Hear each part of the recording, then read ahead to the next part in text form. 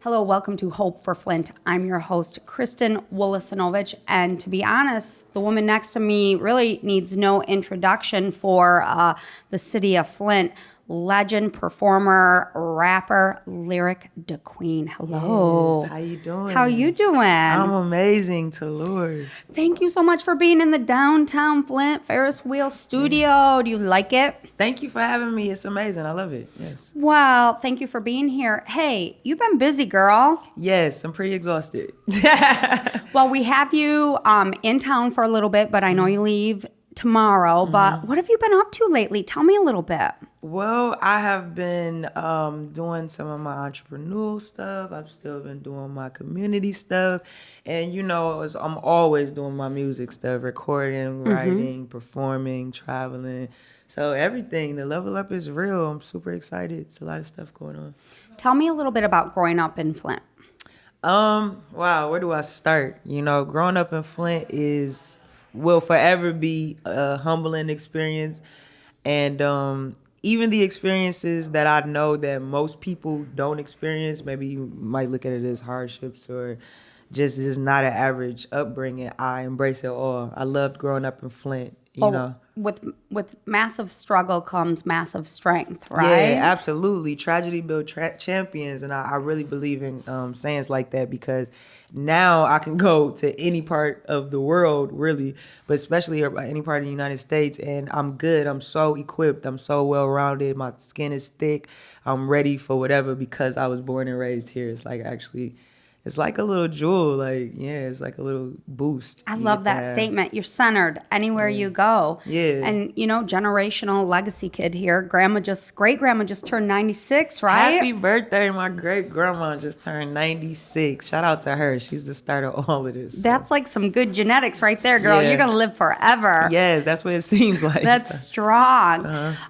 So, like you said, you've been doing some entrepreneurial. I mean, look at this right here. Tell me a little bit about what we've got going on in front of us. Well, this is the Blue Lightning energy drink, which I'm a brand ambassador for the drink. I partner with them. Shout out to Andre. And yeah, he got with me and, he asked could he put my face on the can and I tried it and once we got to talking and building on strategy and putting it out there and branding and marketing, it just started taking off. So right now we have it in 2 stores, which is the Premier on Welch, the Premier corner store, and then the Sunoco on Saginaw Street. I think it's like Saginaw and 7th or something. Really? It's like right down there. Yes. All right. I'm really excited to drink and that. You can also order them online, bluelightning.com. But we've been getting a lot of love and support. So shout out to Blue Lightning and shout out to everybody that's supporting. I'm super excited about that too. So like I said, you've been on the road traveling nationally. You were home last weekend to perform at the T-Pain concert, which unfortunately got canceled, but you performed in Detroit that night too. Tell us a little bit about that performance. Yeah, and it's interesting because the T-Pain show before it got canceled, nobody knew this, but Mystical, who is like my brother, he's a hip hop legend. He was going to come down and do a surprise performance during my set. I was going to bring Clarissa out on my set to do Champion, but everything happens for a reason. So they canceled the show, but I did end up going to Detroit with Mystical, and he brought me on stage during his set. He had a really big show with Little Scrappy and Eric Sermon, I think. Oh, Keith Murray, yes. So that was a good show. That was really dope. He brought me on stage, and it was good. It's good look. You know what? Tell me about the song, Clarissa song. Oh, yes, The Champion, which, by the way, we have a video coming out for that. So Gatorade, if you need a little snippet or something. But, we got a video coming out. I did a song for Clarissa. As you know, I walked her out to the ring a couple of times to the song. And it was just me paying homage to her, being the legend from the city that she is, you know what I mean? Just listening to her story and watching her box. I was just so inspired. The words just started coming. So I wanted to put myself in her shoes in its entirety and make a song that portrayed her thoughts as a boxer, from the time she steps into the ring, why she's in the ring, like what is she doing this for. I just wanted to answer those questions and make a song to represent her. Wow, it sounds like the song just flowed, right? Yeah, it did. It didn't take a lot of thought. It just came from the heart and soul, and it just came out. And I'm Very easy to sure I know she loved it. She loved it. Like, when she first heard it, she was like, this sounds like This you is in it. my brain. Like, I was like, yes, I did. I got in your brain. I studied her interviews. I watched her boxing. Like, and I was like, if I was her and I wanted to rap this, like, what would I say? What would I say? So, yeah. So. And it came out. Okay, so let's talk a little bit about your musical talents. When did you know you had it? When you were a little girl, were you writing? Were you rapping? Tell me a little bit when you started to really know. I think it was when I started seeing people reactions. I was really, really young, probably like 5, 6 years old when I first started writing songs. And when I first started, it wasn't really about rap. Like, I had a little songbook when I learned how to write, and I would have like country songs, rock songs, So it was everything. R&B songs, Yeah. rap songs. And my mom, she used to laugh like, why can I tell like which song is which? Because I would like put the voice on and the accent on. So I just gravitated to rap. You know what I mean? Probably like a year or two after, and I noticed how people would react to me. My brother, like, or my uncles, or, my friends, like, I would say my little raps and they'd be like, wait, you wrote that? Like, sometimes my brother would be like, you did not write that. Like, rap something else. And I'd be like, Because family's so content, right? Family Yeah. will be like, look, Whatever. no. Yeah. But the fact that your brothers were like, okay, that's for real. Or he like, no, I'm about to call my friend. So he'll call his friend like, man, listen to my little sister rap. So that's when I started realizing like, oh, it must be kind of good. I'm kind of a Like, big deal. Yeah.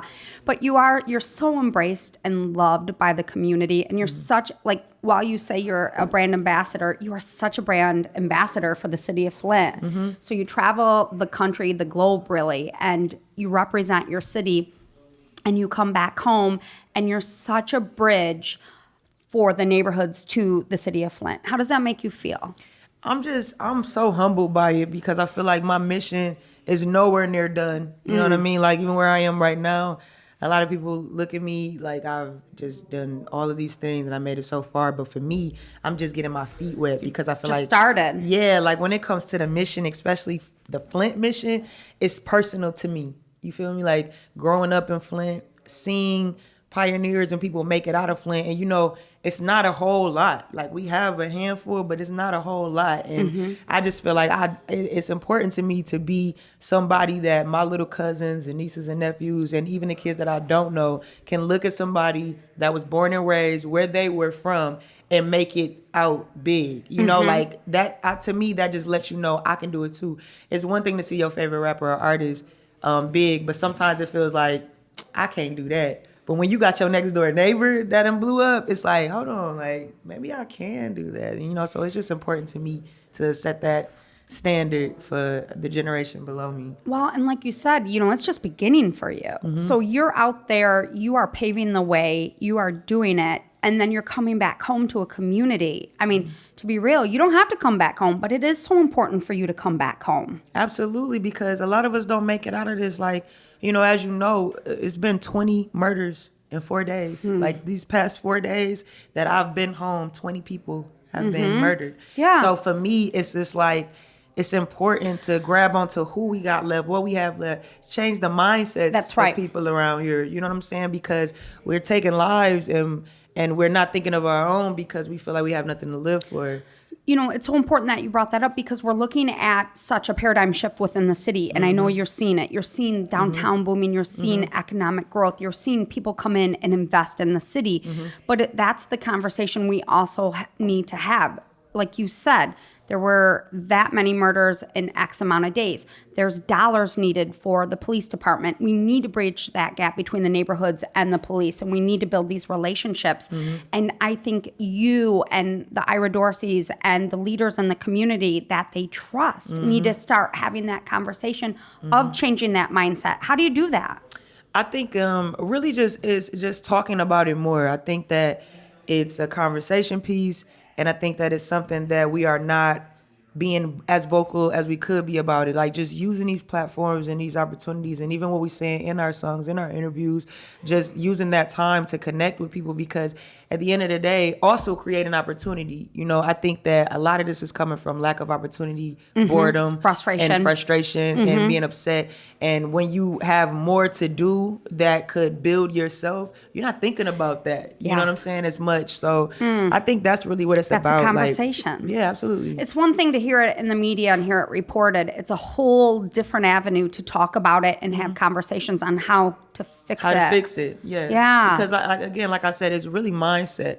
And yeah, you could fix downtown all day, but that has nothing to do with the streets a couple blocks over, because they not coming downtown. So that's not really what's gonna fix the problem. The problem is going to touch the people personally and let them know, I am you. We good. We don't have to do this. We don't have to do this. Here Yeah. I am. I'm going to go out. I'm going to be a brand ambassador, but guess what? I'm coming home. Yeah. And I'm going to be here for you. Yeah. And it's starting with the kids too, starting with the youth and building that self-confidence, which is exactly what you're doing. It's really amazing. And you're doing it. And guess what?